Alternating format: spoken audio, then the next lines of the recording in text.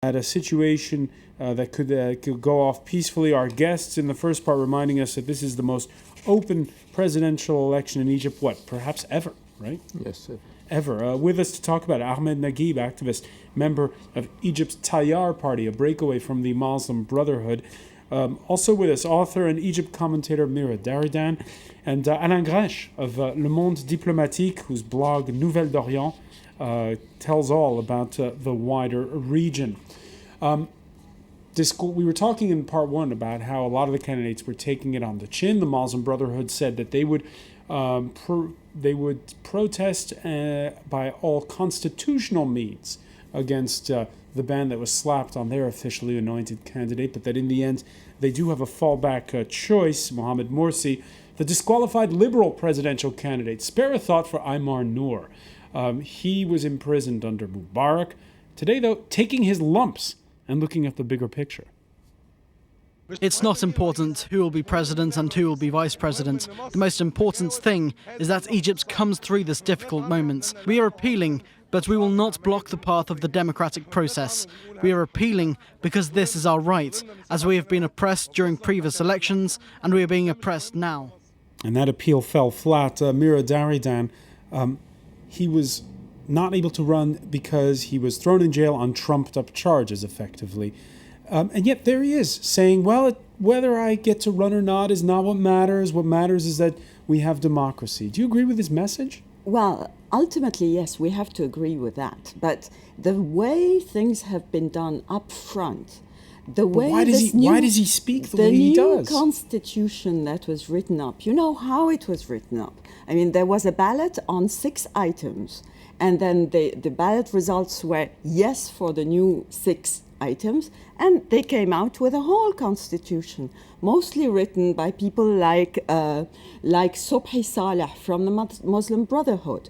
So, I mean, what could you expect? And then now, the same Islamists, be it the Salafi or the Muslim Brotherhood, say, how dare this commission disbar us?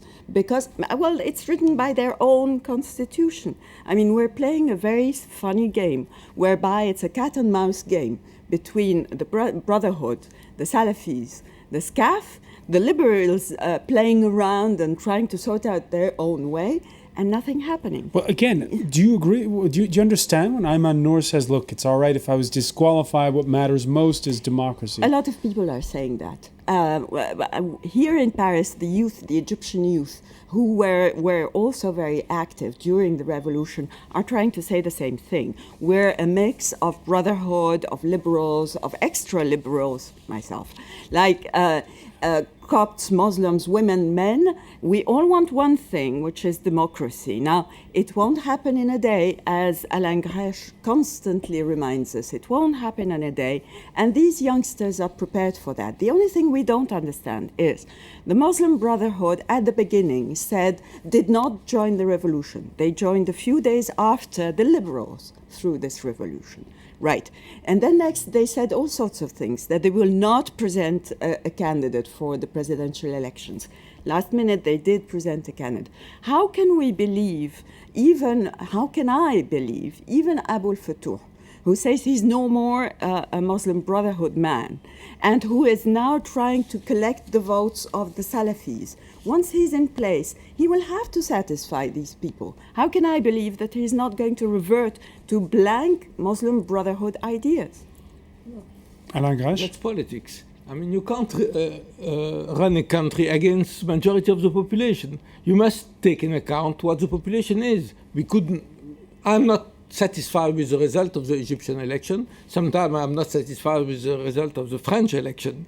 So the problem is that now we are entering a period of political struggle. And I think this changed something. And for the Muslim Brothers, it's a real problem. Because before it was easy. They were in the opposition. Al-Islam huwa al-hal. The solution is Islam. Okay, you can say this. And they were oppressed by the government, but they have no position to take. Now they are obliged to enter the politics.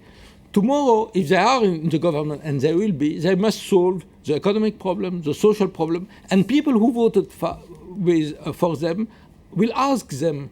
And even their decision, as you say, they said we will not present Then they reversed it, but it was a very strong internal struggle. Second, I read just before coming, I think Atif was Morshid Ikhwan al-Muslimin, the Muslim brother, the head of the Muslim brother, 4 years before. He condemned the decision.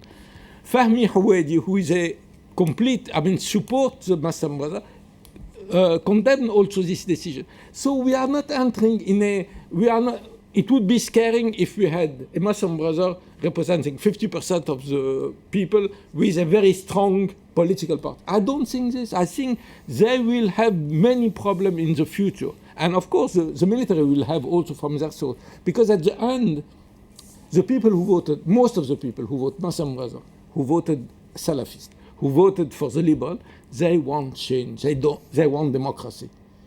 They didn't vote for having an Islamist dictatorship. Of course, after we will see how the Muslim brothers are behaving, but there are also on them the pressure of the people. It's not the fact that they can do anything they want, because even the people who voted for them don't want to have a dictatorship, even an Islamist dictatorship.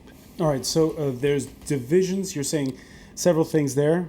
2012 is not Iran circa 1979, obviously, in Egypt. And divisions within the Muslim Brotherhood. Divisions as well within the ruling military council, the SCAF. Here's what secular activist Alfred Raouf tweeted a little earlier on. The fact that everyone insists on ignoring from day one is that the SCAF is divided and the intelligence services are with neither of them. You were worried a little earlier on, Ahmed Naguib, about the military confiscating the result or confiscating the election. There's divisions among those who wear fatigues as well. Let's get something straight first. The military council has 6 different intelligence entities belonging to it right now. 6? And it's true that there are 6, yes. There are different voices within the military council, but however, those voices don't really count. The voice of dissidents within the military council are hushed easily. There are powerhouses within the military council that constitute Sami Anan, the chief of staff, as well as Tantawi, the field marshal Tantawi. And then Shaheen and a couple of others, the military police, the head of the military police. But those are the real powerhouses, and more or less they are a clan within the military council that directs and guides the military council. Specifically, someone like Shaheen, who's had a device in many of the constitutional amendments. That has more or less set a trap for the entire political scene in Egypt, specifically the Islamists. Now, the military council has set this road in a specific direction that they think they can resimulate the 1954 abortion of the political movements in Egypt that resulted as an outcome of the outburst in 1952. In 1952, people say it was a coup that was supported by a popular revolution. In Egypt, we say that the 2011 revolution is a revolution that was co-opted to become a coup. Now, this is what people really fear. You know, this polarization that happened in the past year of the Salafis, the Muslim Brotherhood, the Islamic wing at large, and then the liberals, which is a very defragmented scene on the liberal side.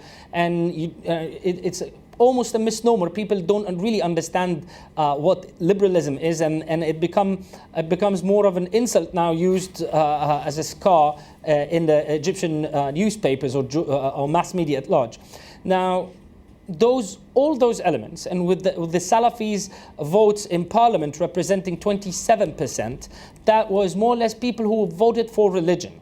Now, people are getting disenchanted with the political scene within the parliament, and specifically more so with the Muslim Brotherhood than the Salafis. The Salafis, for their lack of experience, they're reaching out across the aisle, which makes them look better than the Muslim Brotherhood, who's been practicing politics for so long, and they think they know it all, which has more or less put a shroud of negativeness on their performance in Parliament. We've seen that the late decision to issue a rule to change the political political life in Egypt to ban the runners from the previous regime came too late. This should have been their top priority as they entered Parliament.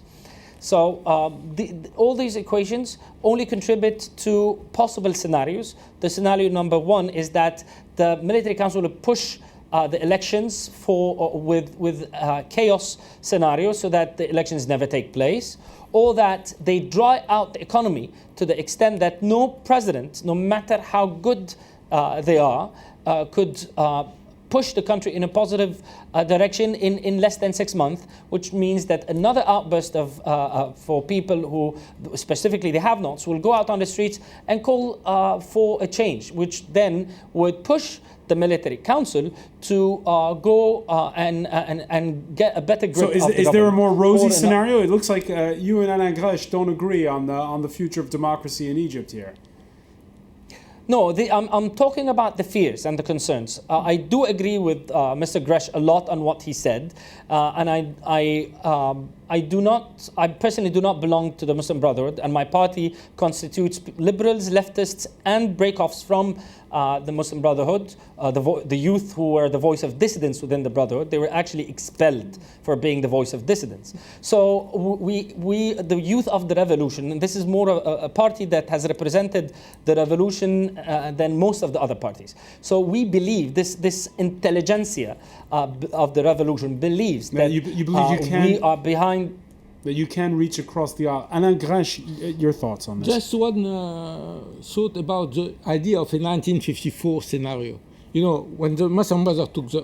2 years after Nasser came to power. 2 years after Nasser came to power, there was a new coup d'etat. They dissolved all the political party, including the Muslim Brothers.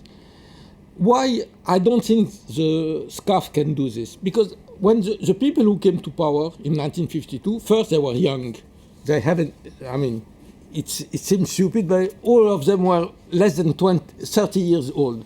They had a real, energy and a real project for Egypt.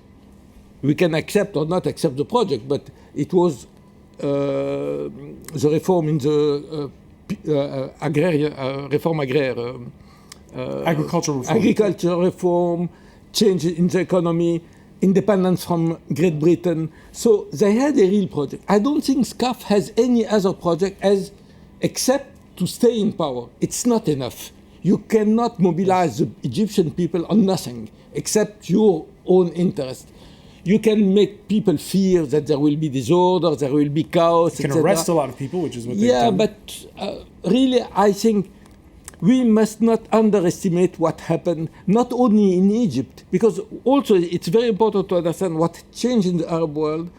The most important thing which has changed is inside people. All right, so people don't fear. We're right now a little over, again, a month from the election, and we're running through all kinds of worst case and best case scenarios. And an opinion piece in Wednesday's Los Angeles Times, Lehigh University's Rajan Menon describes the idea that to try to rob one bloc or party of a decisive win, which appears to be the game that some people see in the ban on these 10 candidates, he calls it a big and dicey gamble should protest and violence erupt during the coming month. Adding, Egypt's uncertain move towards democracy could then be derailed and the country left in turmoil for a long time. If Washington really wants democracy in Egypt, given its long-standing ties to the Egyptian military and intelligence services, now would be a good time to speak up. That in allusion to the more than $1 billion in aid that the military gets in Egypt. Which will not happen. Which will not happen, you think? No, I agree. Absolutely. And is that a good idea for? Is it a better idea for Washington to keep quiet or speak up, Ahmed Naguib? No, if they would want to speak out, we would have heard their voice over a year ago. I personally was on the Hill in October, and the responses I got from people on the Hill is that they're very much supportive of the military council. Let's say that the DOD think that their buddies in Egypt are doing a great job. Yes. And that has been a serious problem because I personally try to convey to our American friends that they will lose a lot of ground in Egypt, and this will be more of an incentive for others to radicalize because they are not fighting for democracy. We've seen that this fight for democracy was nothing but a theatrical, a cosmetic, because if the US wanted real democracy in Egypt, they would not have supported the military council for so long. Mira Daradan, do you agree? I cannot accept the fact that till today, we Egyptians, because I am Egyptian, we Egyptians still, when something goes wrong, reject it onto the Americans, the Jews, the Europeans, the whatever. If the Americans supported the military, it is because they thought, just as we think today, that the people had chosen these people. I mean, there were votes but should and Washington everything. now speak up, or should Washington keep quiet? What's the best thing they can do? I think it is not the right time for the external parties, bodies, whatever, to try to influence the choice of the people in Egypt. I do not believe it is the right thing to do right now. The Egyptians have to choose for themselves. Now, fair enough, they are paying the SCAF. Well, it is for us Egyptians to somehow reverse the motor and say there is no reason that the budget of the SCAF or the army would be overlooked by a government. All right. At the outset of this show, Alain Gresh made a point, which is that the Constitution hasn't been formally approved. So my last question, it goes to you, Ahmed Naguib. The president that will be elected, should the election go off as scheduled, May 23rd and 24th, what power will he have? That's an excellent question. That's the million-dollar question. But before I go into that, I must agree, definitely, the coming elections is all about Egypt. I don't care about what external forces are trying to do or to interfere in Egypt, and I'm not running or blaming anyone running to embrace, a good theatrical for external intervention. However, I do believe that this support had negative impact on Egyptian, the course of democracy in Egypt. I do not care because I went on the streets and I'm willing to go again, me and millions of Egyptians. I promise my kids I'll bring them a better future, so I'm ready to go out again if the military more or less takes over again. Now, going to your question, recently the military council has been pushing the Brotherhood to get done with the draft of the constitution, and this will only show early on whether the myth of the Muslim Brotherhood having an agreement with the military council is there or not. Because we've heard rumors that they will have a special status in the constitution, which all the revolutionary and opposition forces will disagree to. There is a recent talk on behalf of the Muslim Brotherhood that they agree to the change in the members of this All right, so you were describing the committee that will oversee. So you were describing a love-hate relationship, and that could be the love aspect between the military and the Muslim Brotherhood.